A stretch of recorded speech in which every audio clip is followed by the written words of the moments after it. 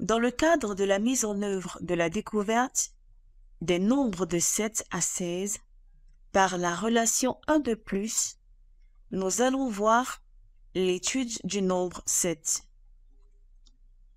Alors, l'enseignant de CP1 doit commencer son cours par un prérequis. Il peut le faire de deux manières. Soit en demandant aux élèves de constituer une collection de 6 objets, soit en faisant écrire l'étiquette nombre à partir d'une collection déjà constituée. Après cette phase, l'enseignant dit la situation d'apprentissage dans laquelle il met en évidence un premier élève qui a 6 objets et un second qui a un objet de plus que le premier. Il exploite la situation en posant des questions pour amener les élèves à émettre des hypothèses afin de trouver le nombre d'objets dont dispose le deuxième élève.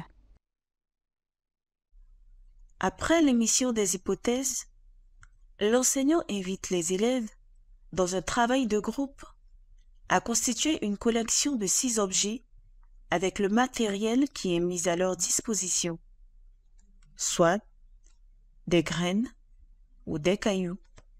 Afin de trouver le nombre d'objets du deuxième élève, l'enseignant invite les élèves à constituer une autre collection ayant un objet de plus que la première. Une fois la deuxième collection est constituée, l'enseignant amène les élèves à schématiser les deux collections à l'aide de la correspondance 1 pour 1. Ainsi, les élèves découvrent que la deuxième collection a un objet de plus que la première.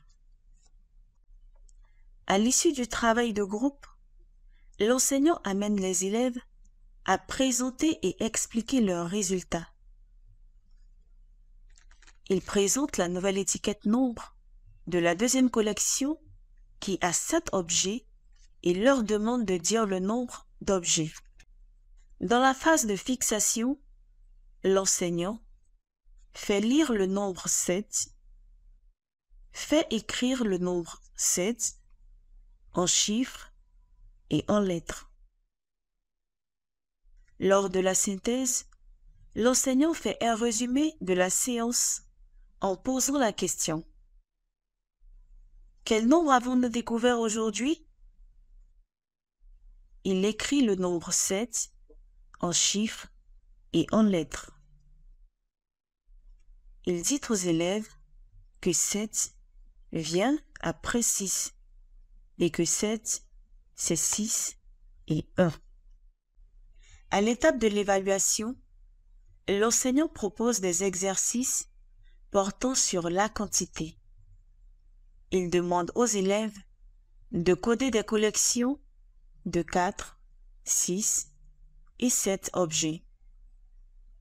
Il demande aux élèves de décoder les nombres 7 et 6. Il demande aux élèves de compter de 1 à 7. En conclusion, l'enseignant utilisera la même démarche pour l'étude des autres nombres. Nous vous invitons à mettre en œuvre cette stratégie qui met en évidence la relation 1 de plus dans l'étude des nombres de 7 à 16.